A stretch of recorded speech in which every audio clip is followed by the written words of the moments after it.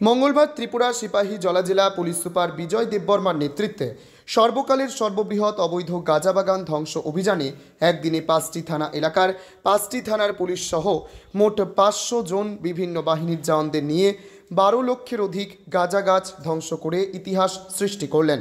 তবে পুলিশের পক্ষ থেকে দাবি, এত বড় অভিযান এর আগে কখনো হয়নি। এই সিপাহী জলা জেলায় পুলিশ সুপারের নেতৃত্বে মঙ্গলবার সকাল থেকে দুপুর 2টা পর্যন্ত চলে এই অভিযান। জানা গেছে, মঙ্গলবার সকাল থেকে সিপাহী জলা জেলার পুলিশ সুপার বিজয় দেববর্মার নেতৃত্বে বিশালগড় থানা, বিশ্রামগঞ্জ থানা, কলমচৌড়া থানা, সোনামুড়া থানা এবং মেলাঘর থানার ওসি সহ থানার অন্যান্য পুলিশ ও অতিরিক্ত ত্রিপুরা স্টেট রাইফেলস, কেন্দ্রীয় আধা সামরিক বাহিনীর জওয়ান মিলিয়ে মোট 500 জনের মতো ফোর্স নিয়ে একযোগে 5টি থানা এলাকায় মাদক পাচারকারীদের অবৈধ গাঁজা গাছ ধ্বংস বিরোধী অভিযান শুরু হয়। এই বছর সিপাহী জলা জেলা পুলিশ এবং ত্রিপুরা পুলিশ প্রশাসন অবৈধ গাঁজা গাছ ধ্বংস করার বিশেষ উদ্যোগ গ্রহণ করেছে। যদিও এই বছর পুলিশের লক্ষ্য সিপাহী জলা জেলাকে মাদক মুক্ত এলাকা গড়ে তুলবে।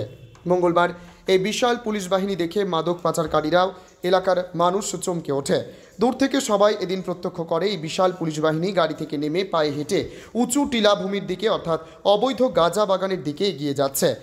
অভিযান শেষে মঙ্গলবার দুপুর 2:30 নাগাদ সিপাহী জলা জেলার পুলিশ সুপার বিজয় দেববর্মা সাংবাদিকদের মুখোমুখি হয়ে এই দিনের এই গাঁজা বিরোধী অভিযান নিয়ে বিস্তারিত তথ্য তুলে ধরেছেন। ত্রিপুরা থেকে সমরজিৎ চৌধুরীর সাথে বিক্রম কর্মকারের report, crime press Bengal news.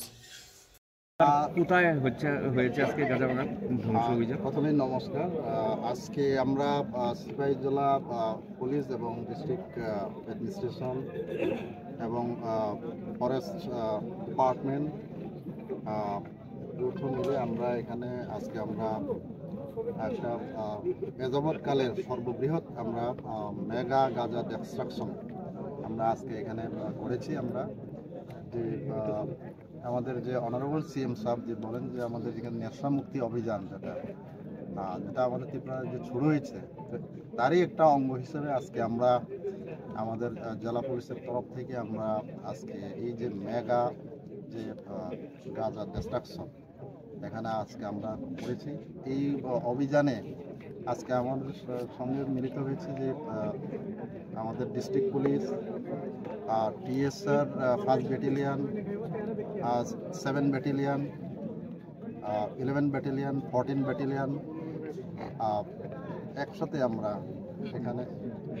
তারপরে এখানে আমাদের সিআরপিএফ আছে, আমাদের ফরেস্টের থেকে এখানে এসছে, আমাদের রেঞ্জার সাহেব আছেন এখানে, আমাদের সঙ্গে ডিসিএম সাহেব আছেন এখানে, মিস্টার অরূপ দত্ত বিশালগড়, আরও একজন আমাদের ডিসিএম আমাদের সোনামুড়া থেকে এসছে এখানে, আমাদের সঙ্গে এসডিপিও সোনামুড়া আছে, OC Bishramganj, Bishalgarh, OC Kalamchoura, OC Melaghar, তারপর সোনামুড়া পিএস থেকে এখানে এসছি। আমরা এখানে প্রায় আমরা 500 আমরা ফোর্স একসাথে এখানে মিলে আজকে গাঁজা ডিস্ট্রাকশন করেছি।